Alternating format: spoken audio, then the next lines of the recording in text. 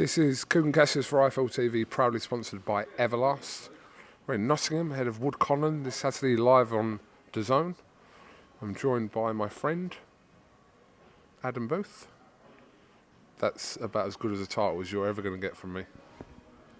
You lauding yourself, or being your friend is the ultimate position for. I never said that. It's kind of what I never said that. Oh, yeah, you're right. You're charming. Big fight week. And a big moment for Michael Conlan. Been pro 5 years this month, actually, back in 2017. Spoke to him earlier, and I did say to him that was kind of not a normal debut he had. Madison Square Garden, Conor McGregor walking him out. That was quite a moment. It was quite hard to kind of top that. But obviously, he's got a chance to do that this weekend in Nottingham. Yeah, I mean, in his pro career, he's had a number of big occasions. Each time he's boxed in the theatre at Madison Square Garden, it's been off the hook. And then he's had the homecoming in Belfast and the 2 fights at the Feeler as well. So, yeah, I mean, he's been spoilt with the big occasions. But now the occasion, the fight warrants the occasion. And it's not just about Mick Conlan, the popular Irish superstar, amateur standout. This is Mick Conlan challenging a genuine world champion in his hometown. As an amateur, we know what Mick's done. As a professional, how good is Mick Conlan? I think he's still evolving as a fighter. 29 years old, certainly in his prime now, and I think that the challenge on Saturday is going to be a great opportunity for Mick to show where he's at, what he is, and what he can achieve and go on to achieve.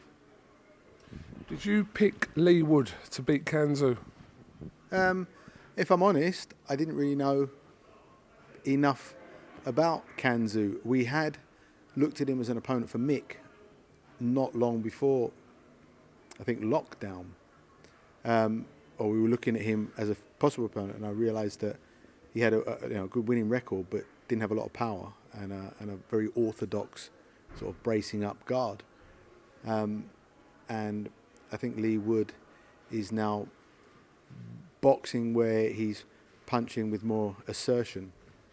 And when you look at how those elements lined up, I thought it was a great display by Leigh Wood to step up on paper what looked like a huge jump, but he actually made it look like it wasn't a step up at all, and I thought he was really good that night. There's a question I asked to Mick Conlan earlier today. Having been a professional for 5 years, is there an argument that he should have had a fight like this against an opponent like this previous already in his career? Don't know, like when he fought Dos Santos in Belfast, Dos Santos was actually a bit of an unknown threat in that fight, and he's fought former world champion in his last fight. But Leigh Wood is by far the biggest challenge for Mick. But I think Mick's skill set and his amateur experience, his age, where he's at in every element of himself as a man and a fighter, I think this is the fight that he must have at this moment in time, regardless of whether there was a belt on the line or not. They make reference to Leigh Wood not getting on the card when Carl Froch fought Lucien Boutte 10 years ago in a couple of months. Where's it gone right for Leigh Wood? What's the significant change that's happened for Leigh Wood over the last 18 months for us to be talking about Leigh Wood in this capacity? Well, I think he's aligned himself with a promoter that can provide as much opportunity for a fighter who's prepared to take challenges. Matchroom are so powerful now in world boxing that they can create opportunities out of nowhere. And so after his victory against Reece Mould, which was a fantastic stoppage win, but a fight where Leigh Wood was kind of buzzed himself a little bit, to then jump up to the Kanzu world title fight during lockdown, which was a strange time anyway, because Eddie could deliver that. I think that in terms of the opportunity for him as a fighter, I think being aligned with Matchroom created that opportunity very quickly for him. You were not present at the back-to-back press conferences in Nottingham and Belfast recently. We saw a little bit of an exchange between obviously Jamie and Ben over he said, she said, etc. comments.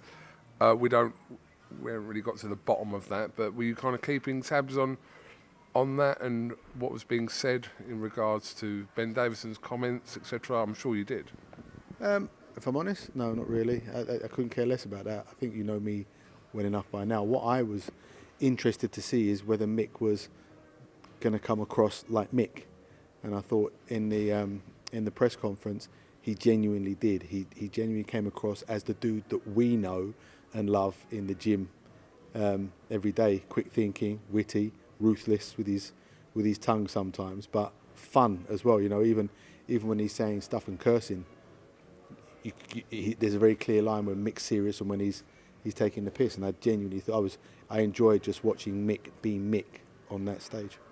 Well, I asked him about this, and I said, you know, in comparison to when he fought Nikitin, and he was really kind of up for that fight, but there was no kind of dialogue coming back because of a language barrier, so he couldn't quite engage in the same way as he can with this fight. And I think we've almost waited them 5 years to see a different side to Michael Conlan. Yeah, and I think Nikitin was almost apologetic in the whole build-up towards that fight because he knew that Mick got screwed in the amateurs and he was the beneficiary. He was too apologetic in the build-up, and he kind of came across as a bit apologetic in the fight as well because I think Mick dominated that fight. But Lee Wood, totally different proposition, and that's the thrill of this one. How are you, though? Okay, how are you? Well, just here in Nottingham and doing what I normally do. It's good to see you here. Lurking. I wouldn't say lurking. You kind of do. The way you move around, you lurk. That's what it comes across as. I don't know how to take that because am I a lurker? I'm an opportunist. You have an unusual charm about you, and I still can't fucking figure it out now. You get people to chat to you. Yeah, as long as you don't think, oh fucking hell, it's KUGAN. Let's go up to my room. I think we're past. Not you telling me to come up to your room. I mean, you go up to your room. I think we're past that stage now, Am I allowed to talk to you about some other stuff or not? What do you want to talk about? Well, if you say yes, then I'll let you know. If not, Is it boxing stuff? of course it's boxing stuff. Crack on. You're actually quite well positioned to answer this. I don't know if you've been on social media today, but Anthony Joshua has wrote a series of tweets responding to certain questions from fans, etc.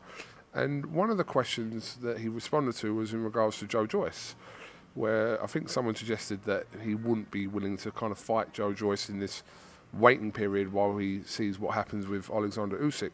And his response is, what, you don't think that I would fight Joyce in that capacity?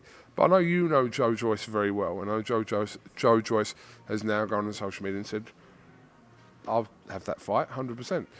What do you think about that? What do you think about Joyce and Joshua as a matchup for now? Joyce is a handful. At the bare minimum, is a handful and a nightmare for any heavyweight out there.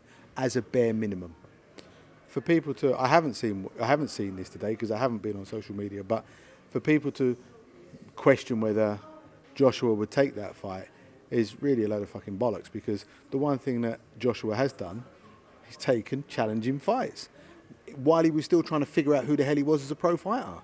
It's not like he waited 20 fights in to learn his trade and then start taking challenging fights. I think, look at the Dillian Whyte British title fight from back then. Klitschko. Usyk, they're talking crap if they think that he wouldn't take that fight. But if he does take that fight, I think he would understand and be under no illusions that he is in there with a fighter that is a nightmare for any heavyweight in the world.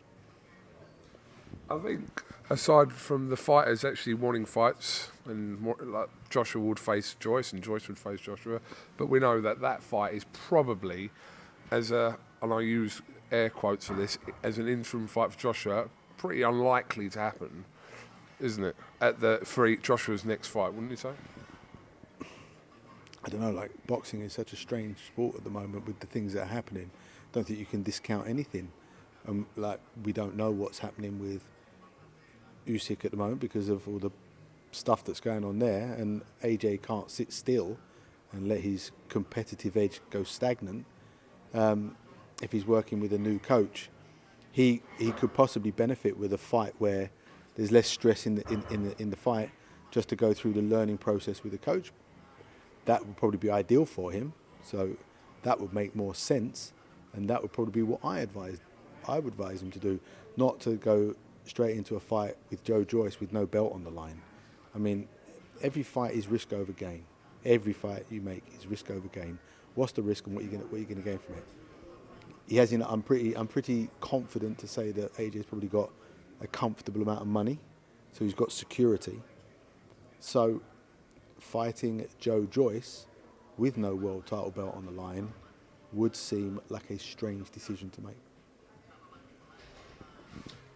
What is your opinion about his, I'm going to word this very carefully, his supposed trainer situation, which he gets constantly asked about? Now, he made some comments in various interviews from the weekend stating that at the moment he's working with Angel Fernandez. I don't really know how to take that. I was looking at that as, is he actually confirming Angel as his head coach, as in moving forward for his next however many fights, or was he stating the fact that right now, we know that Joshua works with Angel anyway, is he just stating the fact that at the moment he's working with Angel? Have you kind of seen that situation? I don't know. Has anyone asked him the question, what do you mean by at the moment? I thought I had seen something pop up where he said that Angel Fernandez had been announced as his new coach. They're the words I saw, but I don't know. I'm not convinced that someone else doesn't come in as head coach while Angel Fernandez, I might be completely wrong, but the way I was looking at that is that Angel Fernandez will continue working with Joshua as he has done for the last however long, but a main trainer as such will come in at some point. That's what I'm reading from that situation. Of anybody I know, you're the one that's got a hotline into AJ's ear, so why don't you ask him the question? Why don't you try that for once? Just ask a damn direct question. Do you know what? When I talk to boxers, I actually don't speak to them about what you think I speak to them about. It's weird. It's like when I speak to you on the phone, yeah? And we speak on the phone. I don't really talk to you about boxing. Like, you ask me about my child, etc. And we kind of talk of stuff outside of boxing when we're not doing this kind of stuff. But that's how it is with people like AJ or whoever, Tyson, Dillian, whoever it is. I don't really have conversations with them about boxing. It's not like I'm ringing them up and going to them, so mate, who is your new trainer? I just don't do that. Which actually sort of emphasises the point I've always made. I'm not smart enough to get information. Don't ask questions. It's interesting though, because I think that is. Do you think that's key? Who's leading that kind of corner team for a potential fight with Usyk, whether he's victorious or not? Yeah, of course it is. I mean, you're talking about his career and whether the desire that he has to succeed. So he's got to make a smart decision. It's not an insignificant change. You're going to have the opinions and sort of theories and beliefs and ego of a coach being imparted into you day in, day out. It's going to show out when you fight. So it's a decision he has to make carefully. I know I've already asked you a couple of months ago when Andy Lee nearly threw her under the bus with his comments about you training AJ, etc., and you kind of dismissed that as just something Andy Lee said at the time. But do you miss not training a heavyweight? My arms don't miss training heavyweights, that's for damn sure. No. Like working with featherweights is much more comfortable. No, aside from that though, like you've had success in that region. Aside from that, it's actually really significant. I love my golf. I want to play golf, right? And the way that my elbows are sometimes, I can't. So, no, I'm absolutely fucking delighted that I'm not getting hit by 16 stone dudes on the hand. All right, so let's just make this clear. So, Joshua, Fury, whoever comes to you hypothetically and says, "All right, Adam, how you doing, mate? Do you think you can train me?" No, because my arms are a bit fucked. Yeah, or pay for my surgery post-training and pay for some golf lessons to get my game back to where it should be. That's what it would be. Don't worry about paying me to be your coach. Just make sure you sort me out as a golfer. Oh, dear. Tyson Fury and Dillian Whyte, what do you make of that fight? Great fight. Great fight. Great event. Be prickly. It'd be prickly from the ring walk to the first bell throughout. It's a great fight. Are people stupid or naive to dismiss Dillian Whyte in this fight?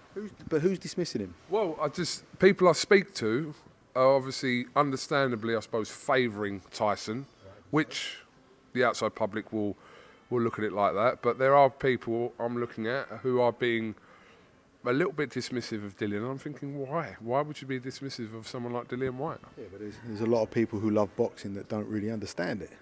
So you're always going to have a diverse opinion. You have to make Tyson Fury the favourite. It'd be just fucking idiotic not to, because he's undefeated world heavyweight champion and has proven everything he said. Dillian's been stopped twice now, is it, by AJ and Povetkin? Hurt by Parker. Dropped by Parker. So you have to, like, when you look at it statistically, you absolutely have to pick Tyson Fury to be the favourite. But we know, I personally know, that Dillian fights fearlessly. And even from before he turned pro, he was still an amateur, I think, and he's definitely still an amateur. And he went from kickboxing, and he came and sparred with David Haye, then came over and sparred with Mike Perez. And, so the dude's fearless. So he will certainly carry the fight to Tyson Fury, that's for sure. 100,000 people at Wembley. Sounds delightful. Allegedly. No, I expect there to be like as full as that stadium's ever been. What's the date of it? 23rd of April, St George's Day, actually. For anyone who's patriotic, like we all are. Where are you going with this now? Go on. I'm not. I'm just Back on track. I'm just chatting. Right, moving on from heavyweights. Josh Kelly. Happy birthday, Josh, if you're watching this for the other day. Yeah, I felt a bit bad about that because I only realised it was his birthday when Wasserman posted a happy birthday message, and I'd trained him in the morning, so I had to do the little text message of shame. You trained him in the morning on his birthday and didn't... No one knew. No one in the gym realised it was his birthday. It wasn't just me. No one realised. Shocking. Bad, When's he coming back?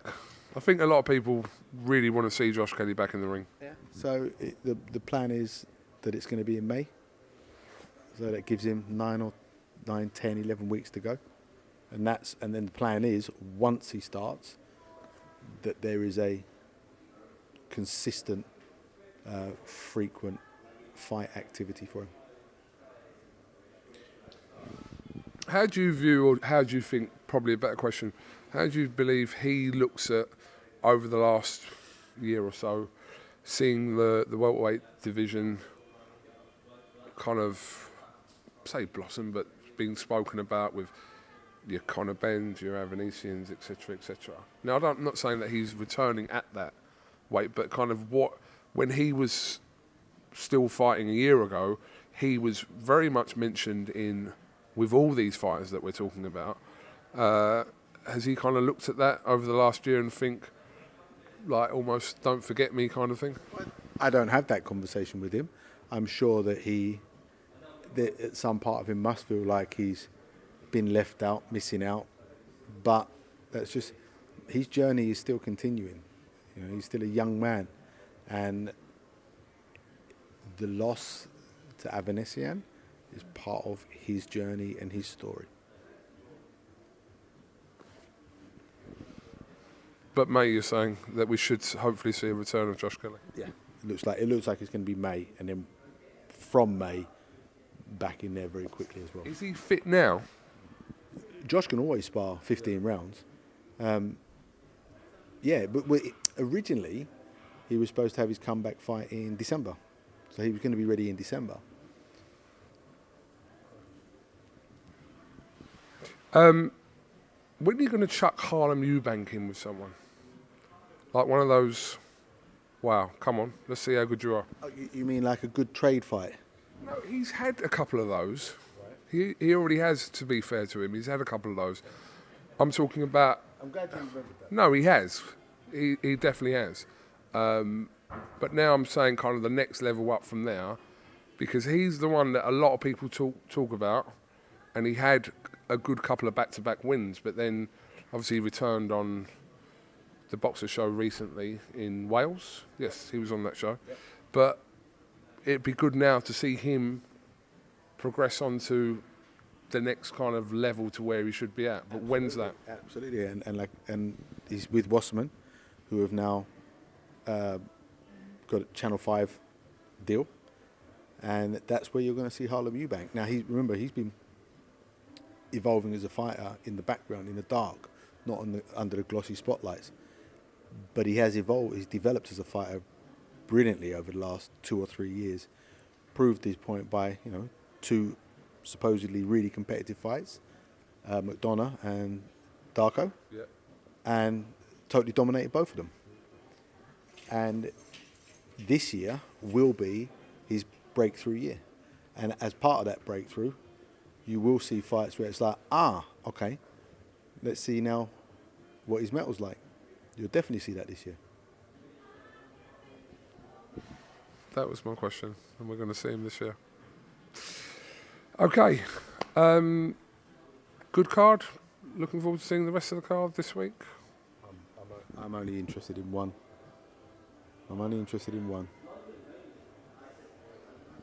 Fair enough. Just thought you might have had comment on some of the other fights, but... To know the honest truth, I don't know any of the fights that are on the undercard. I genuinely don't know. All I am is Mick Conlan becoming the new WBA featherweight champion. That's all I'm about. Shall I tell you my pick of the fights outside of the main event? Gary Cully against Miguel Vasquez. You must have seen that fight being announced. No, honestly, I haven't. Gary Cully's the really, the really tall, freakishly tall, lightweight. Yes. They can punch a bit as well. Yeah. What he is as a fighter is, you very easily underestimate him when you look at the length of him against the dude that I saw shadowbox, the southpaw. Vasquez, who's fought O'Hara Davies, fought Lewis Ritson. Yeah, that's a good fight. Amongst a lot of other names as well, shall I point out? It's a good fight. Okay, well, thank you very much for 23 minutes and 26 seconds of your time. I can chop 3/4 of that out. I'm going to chop nothing out.